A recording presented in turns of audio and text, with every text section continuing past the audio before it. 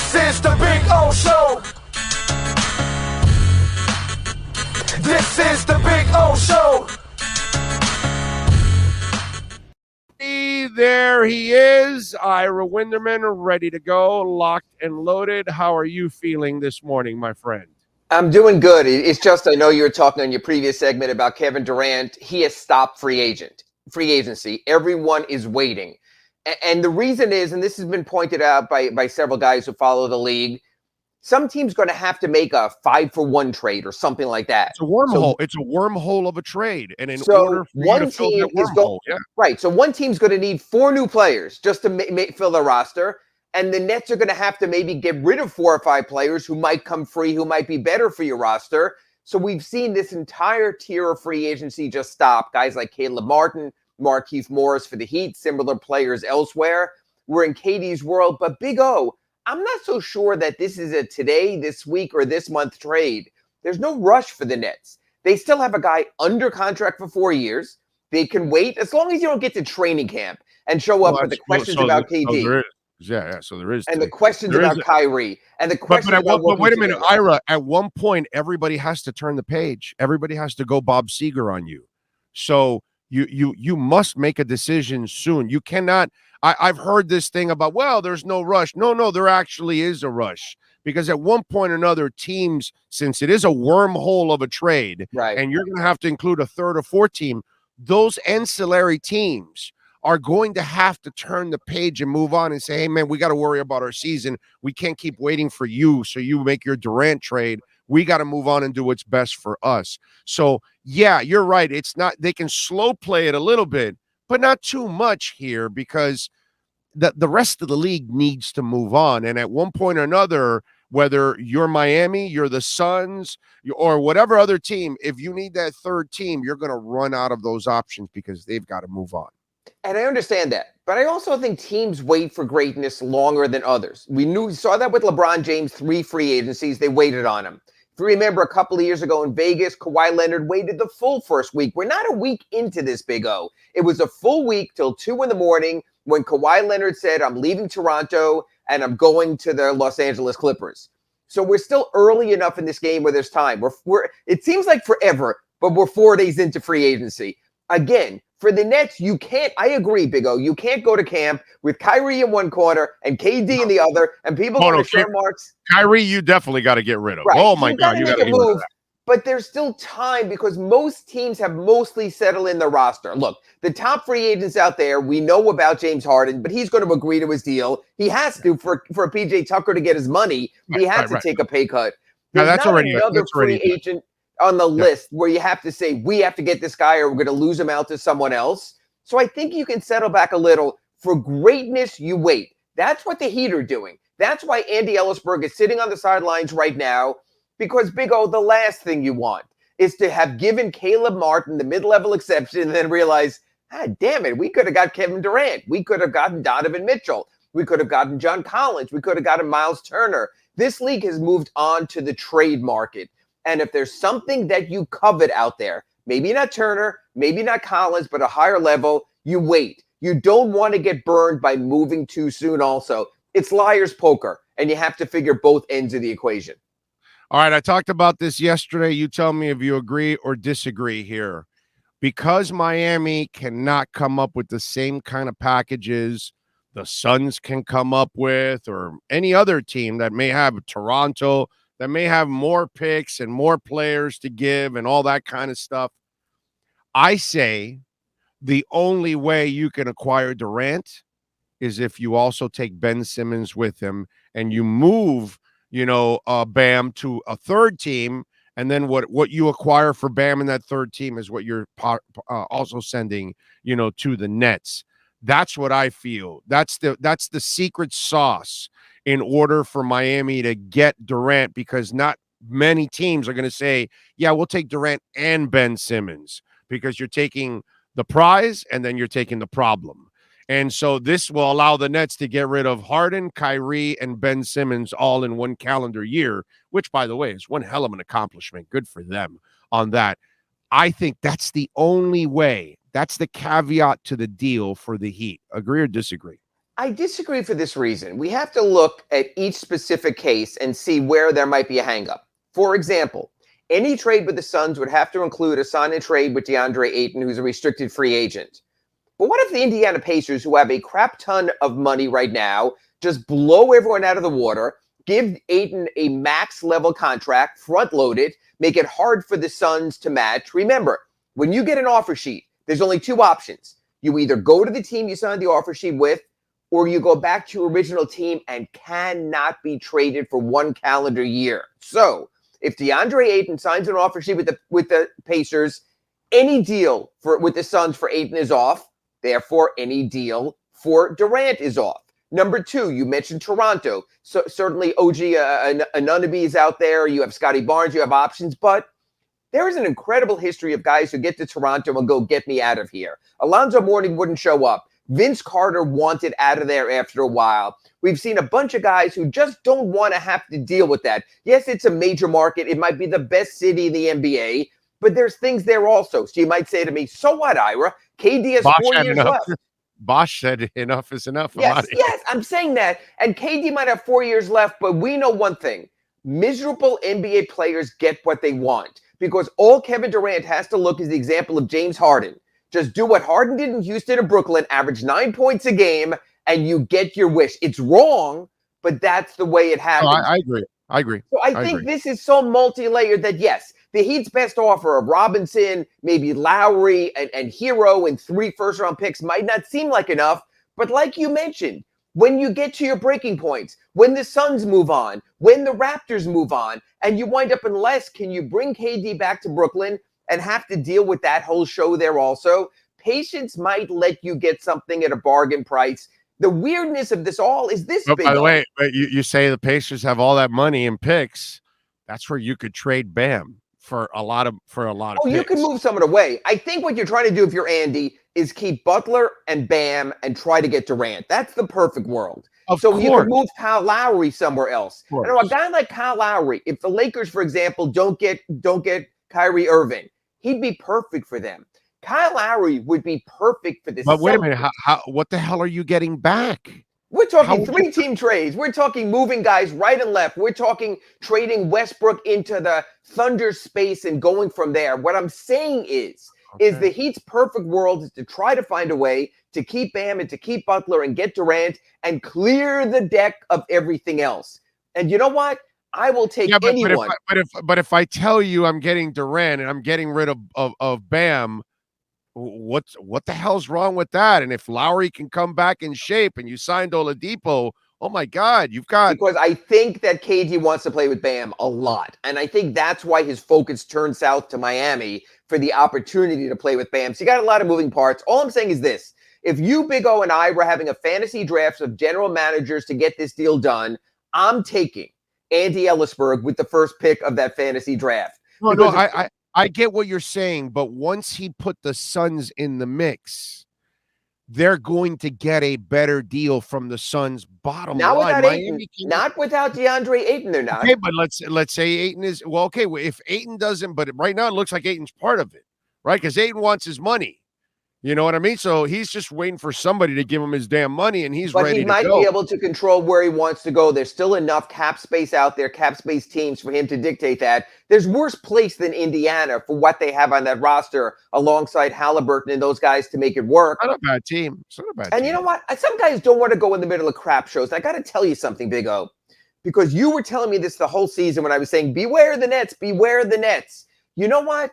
NBA players know that the Nets will always be the secondary citizen in New York to the Knicks, no matter how crappy the Knicks are. That's the legacy team. They know the Clippers will always be a secondary citizen to the Lakers, no matter how bad the Lakers are. Yeah, that's but a legacy team. The Nets had their chance to upend them, bro.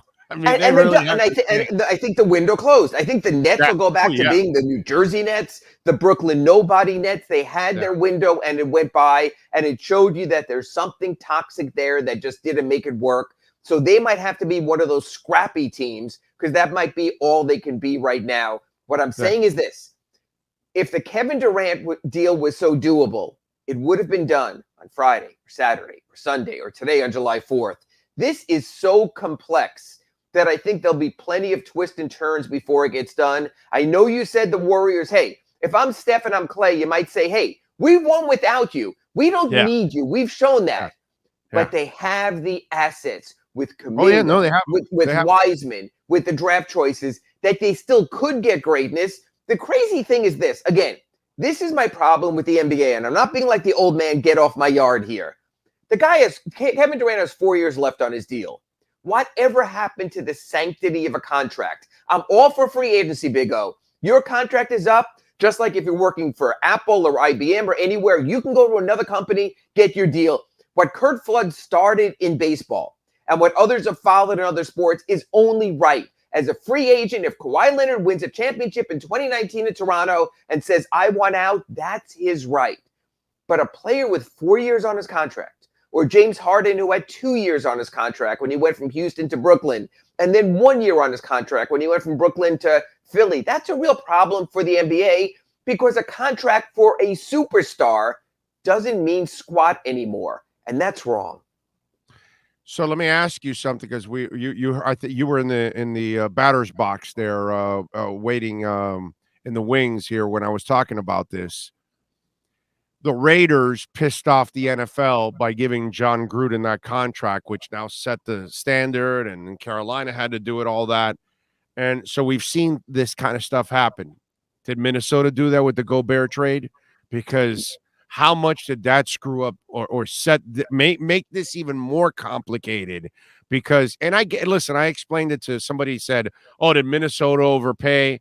And I explained to them, which obviously when you're Minnesota, you're New Orleans or Orlando or Sacramento, you're going to always have to overpay to get good players because you're that place.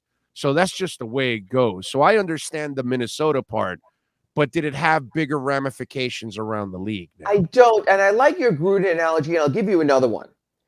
The Cleveland Browns were the only teams moronic enough to guarantee money to a possible guy who could be involved in sexual offense trials from now till doomsday. But Cleveland has gone through so much crap, with Manziel and all the draft choices and Baker Mayfield. They had the desperation. Never assume the desperation of a desperate team sets the standard. Those are the outliers. Like you said, Minnesota's having an ownership change right now. A-Rod is going in there. They're in a different situation. The Raiders were desperate because Al Davis realized and the Davis family realized we're not who we used to be with John Madden. We're not the same team. We're desperate. Never follow desperation. Never follow. I wrote this in my Sunday column. Matter of fact, I'll give you the perfect example. I hope go out there, subscribe to sunsentinel.com, because I think Ira Winderman nailed it on Sunday. I wrote about the worst draft choice trade in sports history, the Herschel Walker trade with the Minnesota Vikings, when they included getting back guys like Russell Maryland, Alonzo Highsmith, and Emmitt Smith when they got 7 draft choices, 3 first-rounders, 3 second-rounders from the Vikings. No one has followed that path since. It's called trading your draft. It's interesting. It's 2 Minnesota teams. The Minnesota Vikings traded their draft for Herschel Walker. The Minnesota Timberwolves traded their draft for Rudy Gobert. That hasn't worked out well anywhere. The Dallas Cowboys went on to 3 Super Bowls right after that Walker trade. The Vikings didn't even make the Super Bowl. The Cowboys won all 3 of those. So I think if you follow bad examples, you're a bad team. So if I'm telling the Nets, hey, just because the Timberwolves were stupid, we're not going to be stupid here. I think a Heat package with 2 first-round picks, maybe a pick swap has to be enough. Because, maybe I'm wrong. The Nets are not dealing from a position of strength. If they had a position of strength, they would have said, one-day auction. Saturday, July 2nd, best bids in, we take the best one. Put the pressure out. Durant's not just going anywhere, so you don't have leverage. That's the problem. So I think you're the Heat sit back. I'm just telling you, I bet you Andy, Beautiful Mind Ellisberg, has like 50 different combinations on his board. And before the Nets this is not going to be a deal where 17 teams are going to go, man, we were blindsided. We didn't think they were going to make that move. The Nets will make clear to everyone, this is our best offer. It is a legitimate offer. I'm Sean Marks. I could show you on a piece of paper, Team X offered this. Can you top it? That's when Andy, that's when Pat Riley, that's when Adam Simon, that's when Nick Harrison sit down and say, okay, what's our best offer? Because you can bet the Heat want him, but there's also limits. Let me get to philosophy here with the T-Wolves. What they did because Karl Anthony Towns can shoot, and we've been in this dilemma down here in Miami. Oh, play another big with Bam. But the problem is, if both bigs can shoot, nobody's stretching the floor. And then that, obviously actually puts more of a burden on everybody else and actually allows the defense to be able to cover more space because there's less shooters out on the court. But because Karl Anthony Towns can shoot, does this move actually have some, sense to it? Actually, there's a little method behind the madness. There's regular season basketball and there's playoff basketball. Rudy Gobert has been a great regular season player. Rudy Gobert has been non-existent in the playoffs, played off the floor in consecutive years. So the Timberwolves for all of October, November, December through April can show one thing. It has to be shown it works in the playoffs.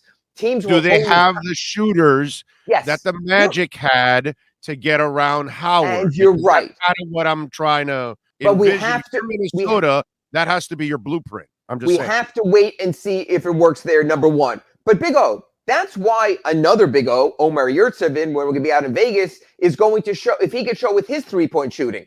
If Omar Yurtseven can have a 15 of 30 three-point shooting summer league, teams will take notice and respect his three-point shooting. Right. If Nikola Jovic, 0 for 4 yesterday, unfortunately, in San Francisco, can show that he's a three-point threat, you not only have to make the shots, you have to create the spacing by becoming a threat. That's why Summer League's important for the Heat. If they can emerge with one of their bigs, and they have their two prime main backup bigs playing in Las Vegas, that those guys can show their three-point threats, that opens up for the Heat and at least allows Eric Spoelstra to experiment. Spoke to an agent the other day. He told me, you know what? If you don't get another big man to replace P.J. Tucker, I got an idea for you. They should bring back Kelly Olynyk. He was very good with Bam Adebayo when they started together. He made the threes. He does his dipsy doodle inside. So maybe it's that kind of name. The Heat have made it work during the regular season with Bam and a big. It worked with Myers Leonard very well, Myers Leonard's first year. It worked with Kelly Olynyk until he was traded for Victor Oladipo. So we still have to see how that shakes out. But again, there's regular season and there's playoffs. This league right now is playing big men off the floor in the postseason. We'll find out next April and May whether it works for Minnesota. By the way, my boy Orlando Robinson, Jake Winderman's favorite selection of the offseason, did play well yesterday. He had a very good first half. He's a good big body. It might allow you to move some pieces around. Look, right now, the Heat have two players under two-way contracts, Javonte Smart and Michael Mulder. But the guarantee is so nominal to both of them, they could swap out their two-way players at any time. Just posted a story, Javonte Smart at sunsentinel.com, about how he knows he's fighting for his NBA life. Had a pretty good game last night out in California Summer League. But yeah, Orlando Robinson's an interesting big. The Heat have a lot of interesting bigs, but this is not developmental time. This is not Beasley and Chalmers and try some other guys. This is Jimmy has to win now. Kyle at 36 has to win now. Yeah. You have the older roster, but it just shows you this Heat pipeline will always be there on the back end. So Big O, whether it's next week when I talk to you or going forward, I will ask you this question. We're going to ask all summer until it's done. Would you rather have 20th year Udonis Haslem teaching or Orlando Robinson in his young 20s learning how to play to be a successor? That 15th Heat roster spot could prove very interesting. Yeah, well, we'll see by the end of the preseason how I feel about that. I almost felt like last year you needed to use it on one of the young guys. I felt that all along, and people hate me for it, so I get it. Yeah. No, I listen, I get it, I understand it, but and this year with what happened on the court with the disagreement, it might be like, yeah, we kind of hit that threshold. UD, you need to cross the threshold. You need to put on a suit now. And I'm going to give you point B to that. That might be something that's Kyle Lowry could become more of a leader then. Then you could tell Kyle Lowry, now like you were in Toronto, you're the unquestioned leader if Udonis were to move on, at least in the locker room. Udonis will still be around. Zoe is still around. Chris Bosh is still around. You can still contribute plenty on this team just by being around. The Heat legacy guys are always in that gym. By the way, I'm brain farting now. What's the name of the kid that had the high arcing 3-point shots? He had his dreads in a ponytail. Kyle Allman Jr., the kid from France. Is that who you're talking about? Or Is that the kid that had the man? yes, He hit a yes, couple yeah. of threes that he has a McDonald's Golden Arches three, man.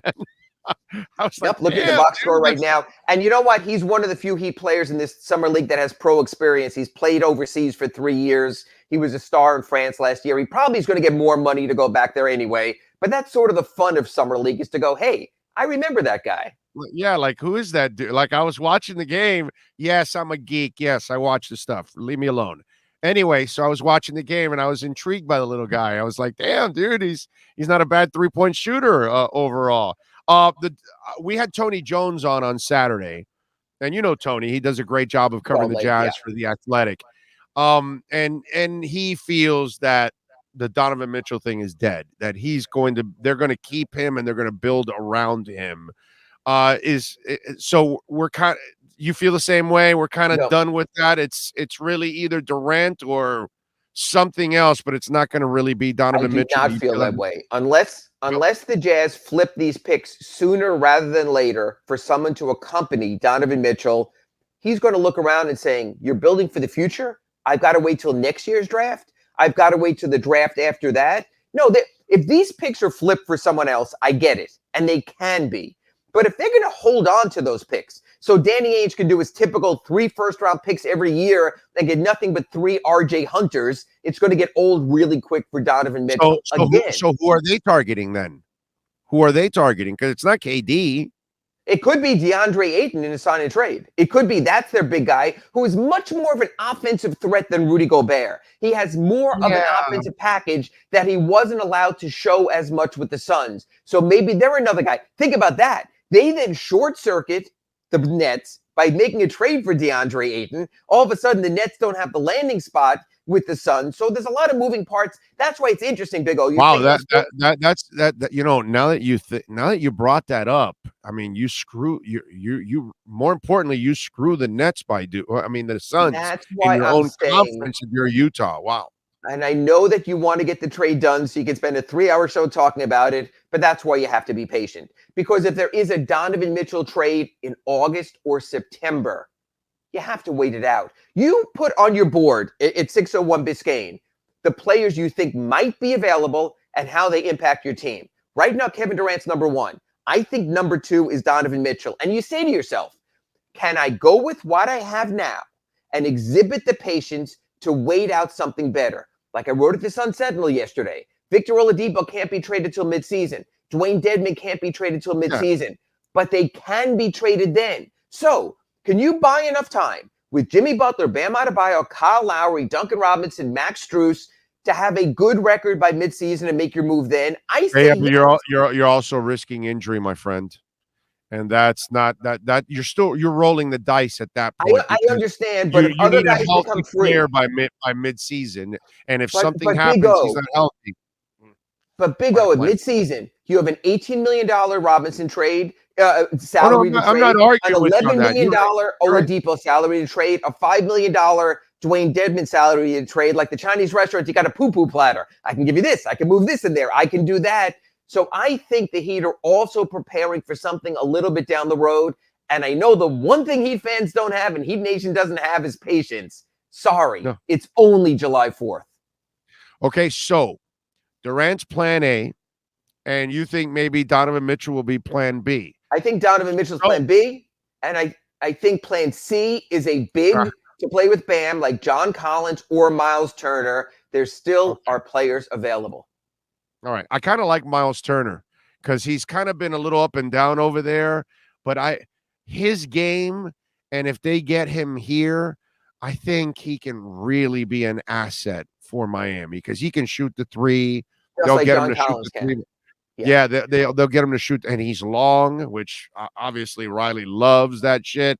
You know what I'm saying? So it's just one of those. So that's what I was going to ask you, that if plan A, I don't think I'm with Tony on this. I think they're going to keep him and build around him because the signal you would send to your fans if you get rid of your top 2 stars, that's a bad look. But it's about player empowerment, Big O. And if he doesn't want to be there, I get that.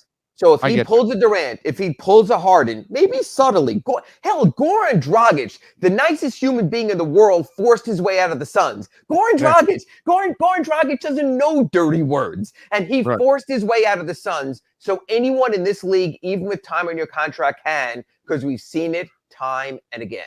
Well, he's a bull now. How about that? I think that's a bunch of bull, whatever. All right. What are you working on the Sun Sentinel so folks can check you out? I just posted my story on Javonte Smart and how you've got to work your ass off in summer league if you expect to be back in training camp, even on a two-way, and how he knows that it could be a case of spots wide open if you traded Tyler Hero. He knows it could be a case if you bring in a Donovan Mitchell of his spot is gone. So he realizes what's at stake. Later today, I'm going to post a free agency update, sort of saying what the Heat have to put into play right now, what they have to put into play down the road. There you go. Follow him on Twitter at Ira Heatbeat. He is Ira Winderman. And catch him twice a week here doing the Acura Pembroke Pines Miami Heat report. I'll see you in Vegas in a few days, my friend. You be good. And then next Acura Pembroke Pines report, we'll talk about Heat acquisition, Kevin Durant, or Donovan Mitchell, or John Collins. I'll try to give you something, my friend. Thank you, Big Up. You got it. There you go. Ira Winderman. You got to love it. Thank you, Ira. Appreciate you. There we go.